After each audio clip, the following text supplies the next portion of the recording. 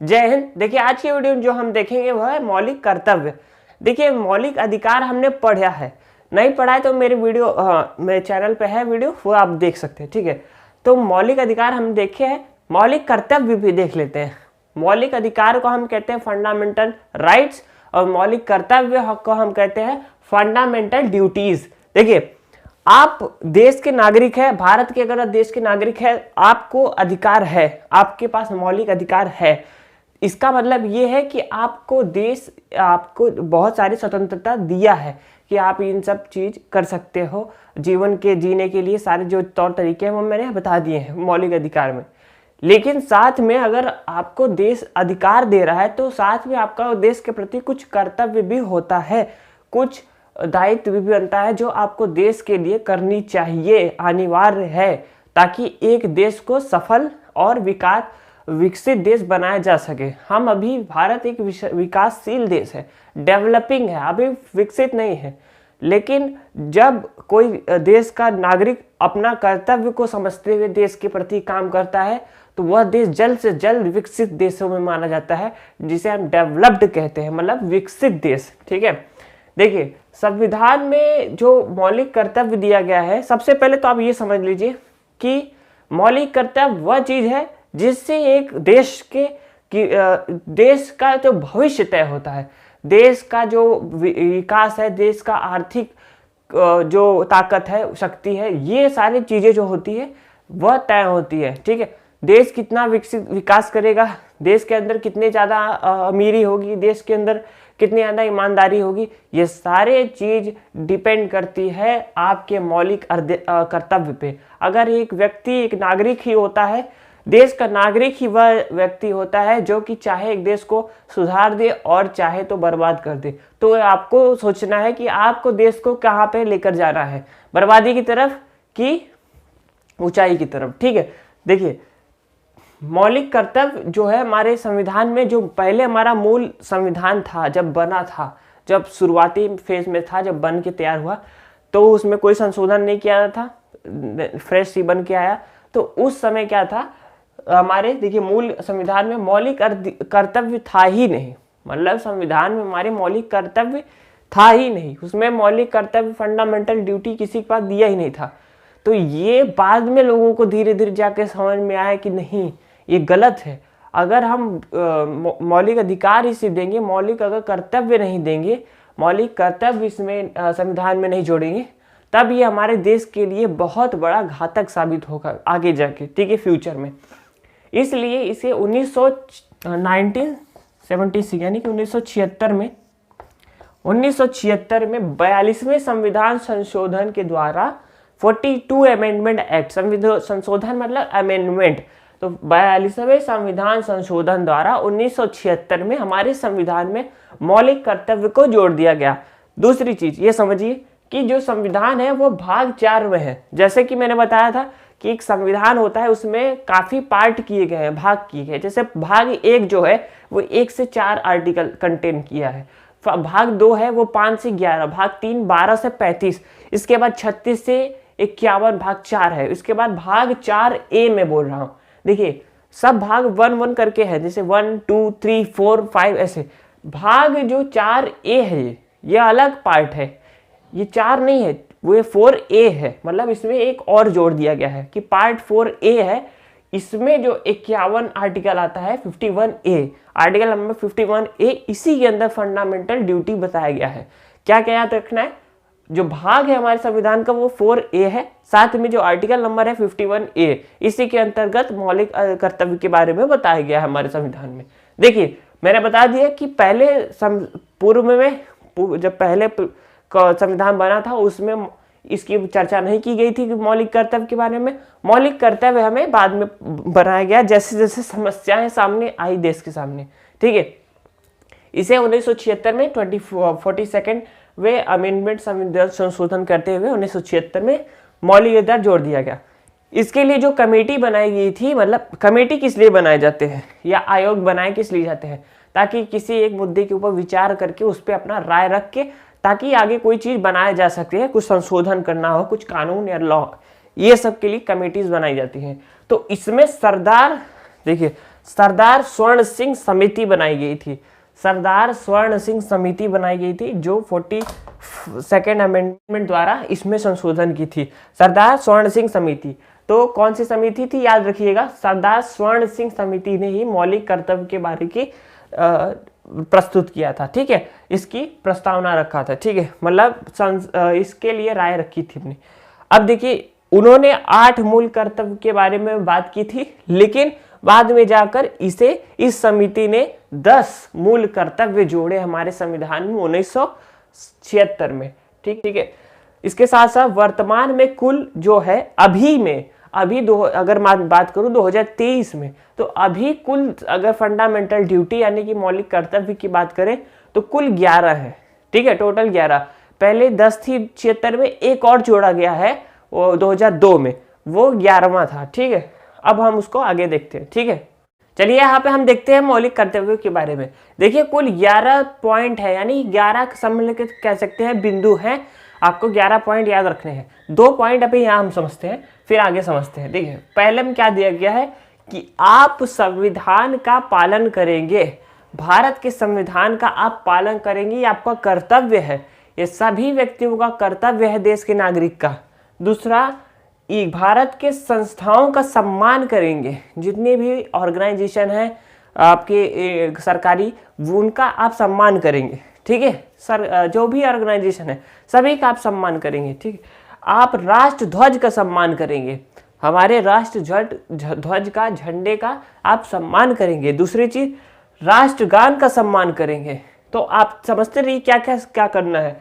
आदर्शों का, देश के आदर्शों का सम्मान करेंगे कि देश का जो एक विचार है जिस पे देश चलता है, उसकी एक आइडियल होती है। ठीक है, आप उन आइडियल्स को फॉलो करेंगे, ना कि किसी दूसरे तरीके को, दूसरे देश के तरीके को अपनाएंगे। तो एक देश के लिए आप पालन करेंगे संविधान का, हमारे देश के संविधान का पालन करेंगे, उनके संस्थाओं का सम्मान, राष्ट्रध्वज का सम्मान, राष्ट्रगान का सम्मान। ठीक है, साथ में उनके आदर्शों का सम्मान। ये सारा पहला मौलिक कर्तव्य आपका होगा। दूसरे मौलिक कर्तव्य में आपका होगा कि आप आंदोलन के आदर्शों को मत भूलें। मतलब जितने भी स्वतंत्रता सेनानी थे या जो फ्रीडम फाइटर जिन्हें हम कहते हैं, उनके द्वारा दिए गए जो आदर्श, जो उनके विचार थे, जो उनके आइडियाज़ थे, थॉट थे कि हमें कैसे एक आज़ादी मिली थी, जिस तरीके से हमको आज़ादी मिली, वही बता रहा है ना कि पहले तो हम आज़ाद हुए, फिर उसके सम्मान के लिए हमको ये सब चीज़ें करनी चाहिए। साथ में जो हमारे स्वतंत्रता सेनानी थे, उनके विचारों को हम मत भूलें, क्योंकि उन्हीं के बदौलत, उन्हीं के वजह से हमको आज़ादी मिली है। हम उन्हीं को भूल जाएंगे, हम भगत सिंह को भूल जाएंगे, हम चंद्रशेखर आज़ाद को भूल जाएंगे, हम लाल बहादुर शास्त्री को भूल जाएंगे, सुभाष चंद्र बोस को भूल जाएंगे, तो कैसे चलेगा। तो जो इसमें अपना योगदान दिया था, हमको उनका आइडियल नहीं भूलना है। साथ में स्वतंत्रता सेनानियों के याद रखना तथा आने वाली पीढ़ियों को उसका प्रेरणा, इंस्पिरेशन देना, कि मतलब कि कहने का मतलब उनसे प्रेरणा लेना, आने वाली जो पीढ़ियां हैं उनको प्रेरणा देना। इन्हीं के स्वतंत्रता सेनानियों का एग्जाम्पल लेके कि जिस तरीके से इन्होंने अपना प्राण देह सब न्यौछावर कर दिया, किसके लिए, देश को आज़ाद करने के लिए, अंग्रेजों से शासन से मुक्ति दिलाने के लिए। तो ये सारी चीज़ें मौलिक कर्तव्य हैं, ये हम सभी वे नागरिकों को ज़रूर से अपने देश के लिए सबको बताना चाहिए, सबका सम्मान करना चाहिए। तो ये फर्स्ट और सेकंड पॉइंट हो गए। अब हम तीसरे पॉइंट की ओर देखते हैं। ये चीज़ समझ में है ना। अभी देखिए तीसरे और चौथे में क्या है।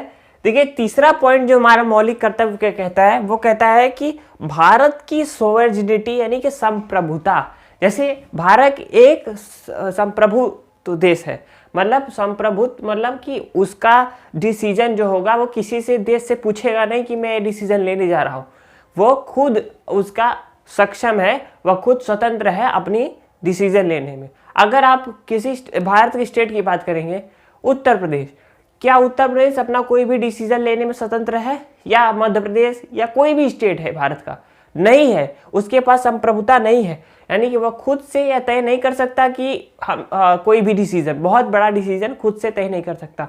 वही चीज वह तय कर सकता है, वह ले सकता है जो कि संविधान में बाकायदे बताया गया है उसके बारे में।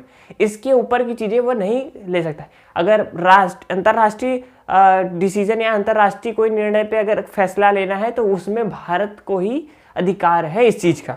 तो भारत की सोवरेनिटी, संप्रभुता, साथ में भारत की एकता, यूनिटी लोगों की, साथ में भारत की अखंडता, ये सब भी बाकायदे बनाए रखना भारत के नागरिकों का कर्तव्य है, फंडामेंटल मौलिक कर्तव्य है, फंडामेंटल ड्यूटी है।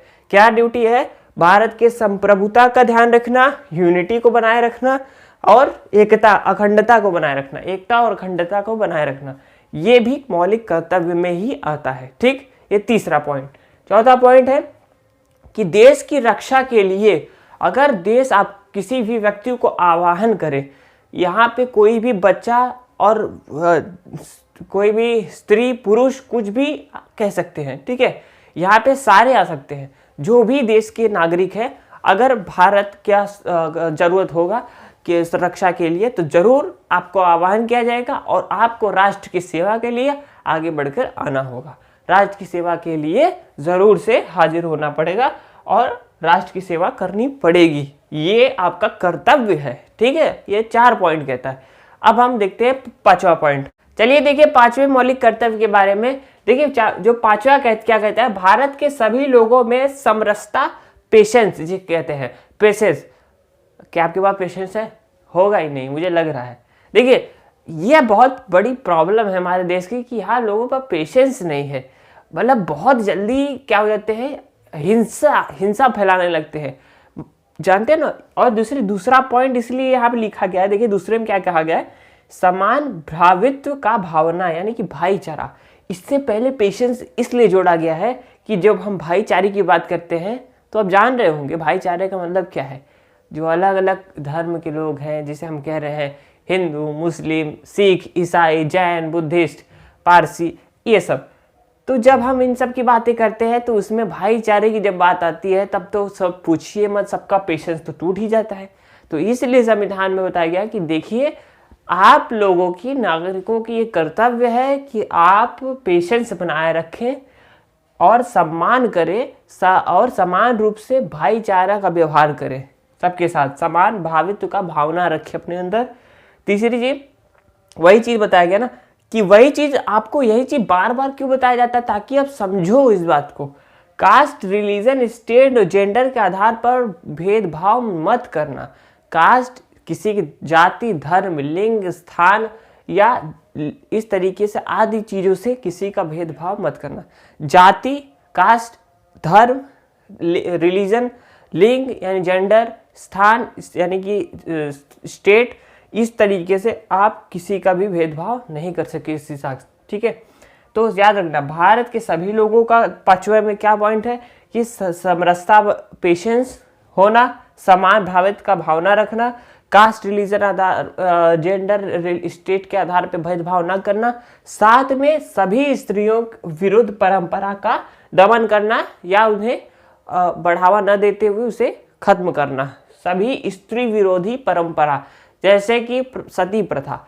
सती प्रथा में देखिए क्या होता था कि जब कभी किसी का पति मर जाता था किसी कारणवश, तब या किसी भी तरीके से अगर वो मर जाता था तो उनकी पत्नी को भी वो आग में डाल दिया जाता था जलने के लिए, कि अब तुम्हारा भी इस दुनिया में रहना उचित नहीं है, इसके लिए। तो ये सती प्रथा कहती थी। अब सती प्रथा को भी खत्म कर दिया गया।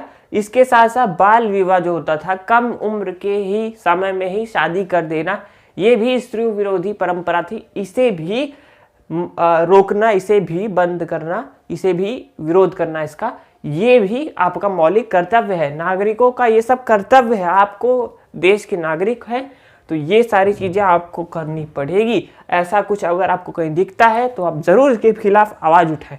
खैर आवाज आज लोग बहुत लोग डरते हैं, जो नहीं डरता है वही इतिहास में नाम ही लिखा आता है, ये भी बात सच है। ठीक है, ये सारा 5वां पॉइंट है। देखिए इस वीडियो में हमने 1 से 5 पॉइंट देख लिए हैं। पॉइंट नंबर 6, 7, 8, 9, 10 और 11 नेक्स्ट वीडियो में देखेंगे, क्योंकि वीडियो बहुत लंबी हो जा रही है, तो वीडियो लंबी ना हो इसलिए हम थोड़ा सा नेक्स्ट वीडियो कर लेते हैं। ठीक है, आपको पांचों पॉइंट समझ में नहीं समझ में आया तो फिर से एक बार रिवाइज करके देख लीजिएगा। देखिए, ये जो मौलिक कर्तव्य है ना, ये थोड़ा सा लंबा है, इसलिए ये जल्दी से याद नहीं होता। 2, 4, 5 बार प्रैक्टिस करेंगे याद हो जाएगा। और 11 पॉइंट है तो आराम से आप 5-6 पॉइंट एक दिन याद कर लिए, 5-6 पॉइंट एक दिन। तो ऐसे ही आज 5 पॉइंट याद कर लिए इस वीडियो से, नेक्स्ट जो है सेकंड वीडियो से आप देख लीजिएगा, दूसरे दिन याद कर लीजिएगा 5 पॉइंट। ठीक है, मिलते हैं नेक्स्ट वीडियो में। जय हिंद।